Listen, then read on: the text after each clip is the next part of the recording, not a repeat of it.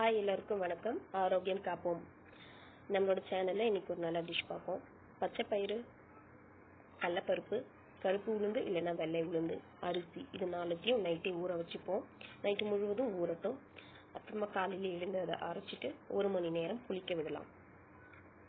புளிக்க விட்ட பிறகு அதுக்கப்புறமா இஞ்சி, பச்சை மிளகாய், கறிவேப்பிலை போட்டு அரைச்சி எடுத்துக்கோங்க. ரொம்ப ஃபைனாக வேண்டாம், ஒரு மிதமாக. பிறகு வெங்காயம், கேரட் இது ரெண்டத்தையும் போட்டு கலந்து விட்டுக்கோங்க. மாவு தோசை ஊற்றுக்கிற பதத்தில் இருந்தால் போதும்.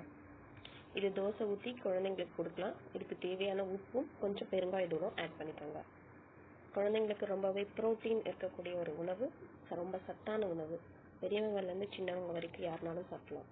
ஒரு தோசை குழந்தைக்கு வயிறு ஃபுல்ஃபில் ஆகிடும். 1 வயசுக்கு மேலே இருக்கிற எல்லா குழந்தைங்களுக்கும் இதை கொடுக்கலாம்.